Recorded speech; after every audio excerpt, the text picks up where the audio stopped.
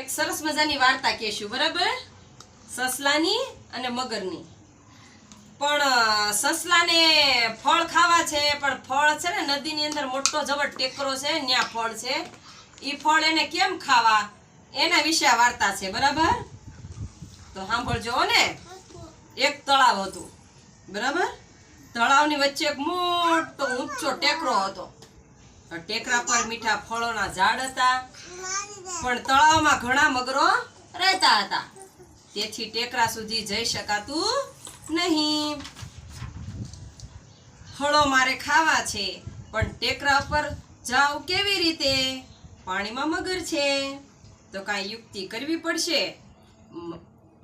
મગરભાઈ ભોજન સમારંભમાં બોલાવવા માટે જંગલના રાજાએ મને તમારા સૌ મગરોની ગણતરી કરવા કહ્યું છે. કોણે એમ કીધું? સસલાભાઈ. તે કે મગરભાઈ, જંગલનો રાજા છે ને, તેણે તમારી ગણતરી કરવાની છે, એટલે અહીંયા લાઈનમાં ઊભા રહી જાઓ. તો પછી ચાલો બધા સીધી લાઈનમાં ગોઠવાઈ જાઓ, હું ગણતરી કરી લઉં. એવી રીતે સસલાભાઈ સરસ મજાની યુક્તિ સૂઝી. 1 2 ને 3 એમ એને ગણવાનું ચાલુ કરી દીધું. અરે વાહ, ફળ તો બહુ મીઠા છે, બહુ ખાધા, હવે મને ઊંઘ આવે છે. સસલાભાઈને ફળ ખાવાતા, તો એણે કેવી યુક્તિ ઉજાડી કે બધા લાઈનમાં વગરને ગોઠવી દીધા. 1 2 3 4 એટલે ઈ ઓલા ઝાડ ફળોના ઝાડ હતા ને ત્યાં સુધી પહોંચી ગયું. અરે સાંજ પડી ગઈ, હવે મારે ઘરે જવું છે, તો હું કેવી રીતે જાઉં? ઓલા ફળનો જે ટેકરો હતો ને ત્યાં સુધી સસલું તો વયું ગયું, પણ હવે એને પાછું તો આવવું ને. મગર તો બધા પાણીમાં વયા ગયા. તો હવે તે કે એક મગર હતું ને, એને પૂછ્યું, ઓ મગરભાઈ, તે કે હું તો ગણતરી ભૂલી ગયો, હાલો ફરીથી લાઈનમાં ગોઠવાઈ જાવ. તે બધા મગરને પાછો એને બહાર નીકળવું હતું ને, એટલે ખોટું બોલ્યો કે મારે ગણતરી હું ભૂલી ગયો, એટલે પાછા લાઈનમાં ગોઠવાઈ જાવ. તો સસલાને તો કાંઠા સુધી આવવું હતું ને, એટલે એને પાછી યુક્તિ ઉજાડી.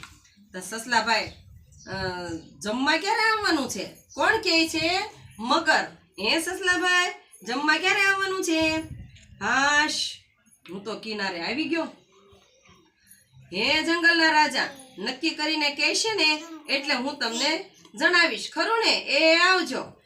ઈ જંગલના રાજા છે ને, ઈ હવે નક્કી કરશે તમારે ક્યારે જમવા આવવું કે ન આવવું, ત્યારે હું તમને પાછો કહેશ, બરાબર?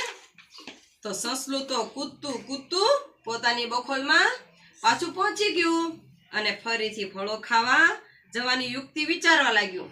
ઈ તો હરખમાં કાંઠે વહી આવ્યું અને એને ફળો ખાવાતા તો ફળો ખાઈ લીધા. બહાર નીકળવું હતું કિનારા પર, તો કિનારા પર બહાર આવી ગયું અને ખાધું પીધું રાજ કર્યું. મજા આવી ને? પાડો તાળી.